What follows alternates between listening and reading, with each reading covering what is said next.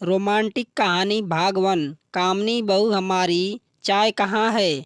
जीजी भी बैठी हैं इंतजार में। सासू माँ, भाभी मेरा सूट प्रेस नहीं किया आपने। ननद चिल्लाकर, अरे भाभी यह क्या नाश्ता बना दिया, मुझे तो आलू के पराठे खाने थे। देवर बोला, मेरी ब्लू वाली शर्ट का बटन टूट गया है, आकर लगा दो। पति देव, चारों तरफ से परिवार वालों की आवाज़ सुन कामनी रसोई में साड़ी का पल्ला कमर से खोस और तेजी के साथ हाथ चलाने लगी। बेटी राधिका का लंच तैयार कर रही थी, उसे बस स्टॉप पर छोड़ने भी जाना था। यह लीजिए माँ जी, आप लोगों की चाय बिस्किट।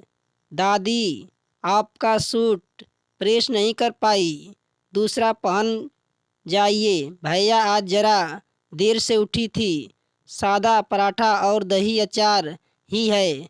और अभय जी, बटन में बाद में लगा दूंगी, अभी अलमारी से आप दूसरा शर्ट उठाकर पहन लीजिए। कहते हुए स्कूल बैग बाटल गाड़ी की डिग्गी में रख राधिका को बस स्टॉप छोड़ने निकली। कामनी पहले ऐसी बिल्कुल नहीं थी। घर में किसी के मुंह से बात नहीं निकलती थी कि वह पूरा कर देती थी।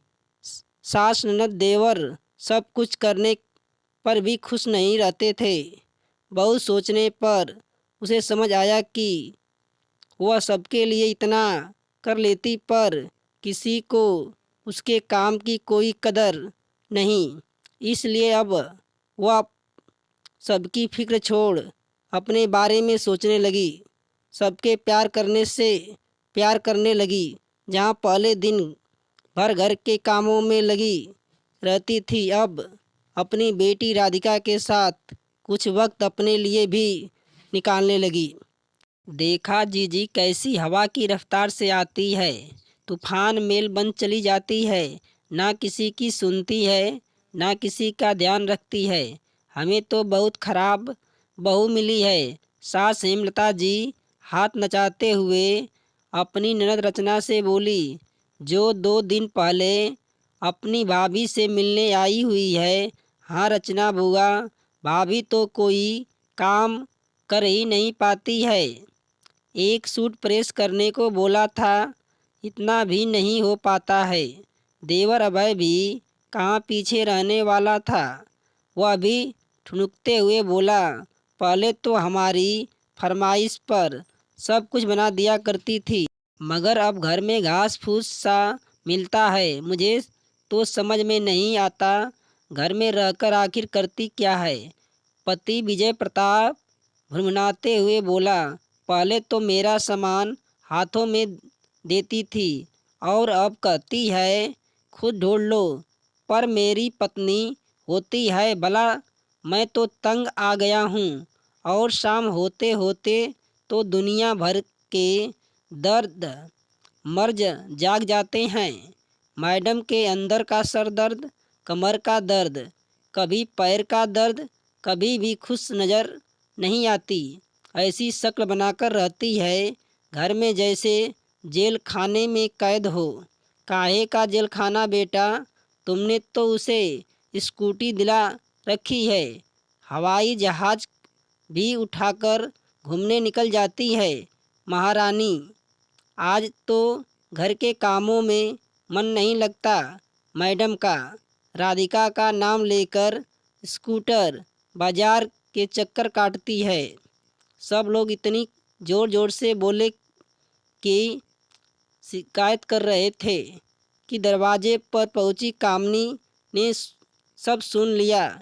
एक हाथ में फल सब्जी का थैला और दूसरे हाथ में किराने का सामान का बोझ लिए खड़ी है। कामनी तेज कदमों से रसोई की तरफ जाते समय सोचने लगी, आज खुलकर सबको कह दूं, आप लोग को जो भी बोलना है मेरे सामने बोल दिया करिए।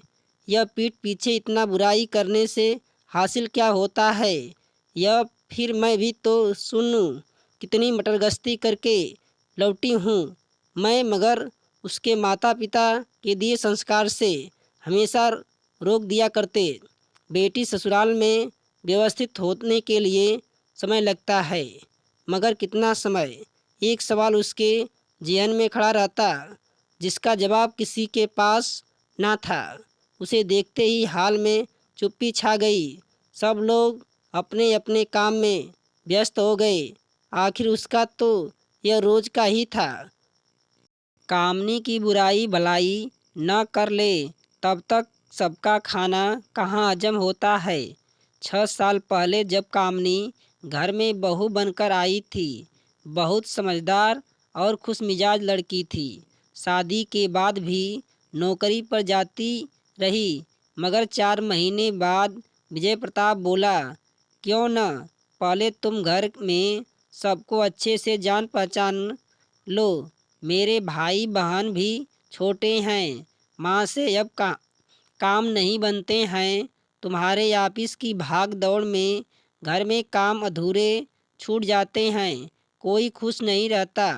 कुछ दिन ब्रेक ले कर देख लो। वह ब्रेक आज 6 साल बाद भी खत्म नहीं हुआ, क्योंकि व्यवस्था बढ़ती ही चली गई।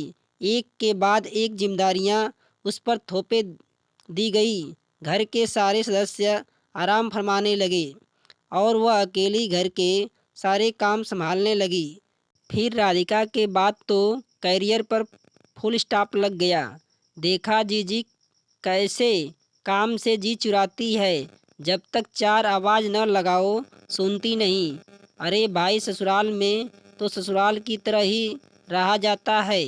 क्या हो गया? जो ननद देवर के 2-4 काम कर दिए तो और पति का काम तो पत्नी को ही देखना होता है। सास की सेवा तो बहू का फर्ज होता है। इनमें कौन सी नई बात हो गई? हमने तो भी किया है अपने ज़माने में। फिर अब इनकी बारी आई तो ये काम चोरी करने लगी। भाभी, अगर आपको बुरा न लगे तो आपसे बात कहूँ। कामनी कुछ गलत नहीं कर रही। आपने भी तो उसे पूरे जिम्मेदारी डाल रखी है। आप रसोई में जाती नहीं। सोनी खुद को अपना कोई काम नहीं करती। कॉलेज जाकर बड़ा एहसास करती है। अभय, उसे तो शर्म आनी चाहिए।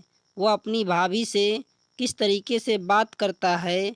उसे भी 6 साल हो गए हैं। घर कब इन लोगों की फरमाइश पूरी करेगी? कल को अभय सोनी की भी शादी होगी।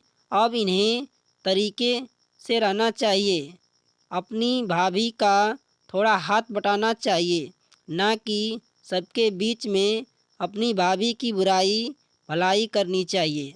और एक बात, आज जो यह अपनी भाभी के बारे में ऐसा बोल रहा है, कल को जब इनकी बारी आएगी तो ऐसे गुल खिलाएंगे जिसका आपको अंदाज़ा भी नहीं है।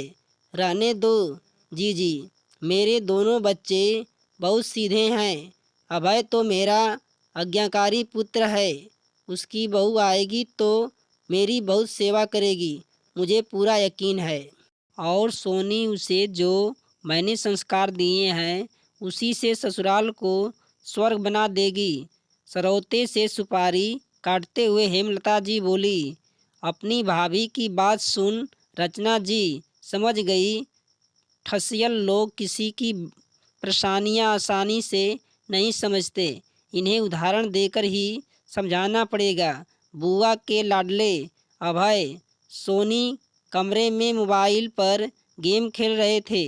दोनों को ही अपने बुआ पर बड़ा यकीन था, इसलिए दोनों अपने मन की हर बात अपनी प्यारी बुआ से शेयर कर देते थे।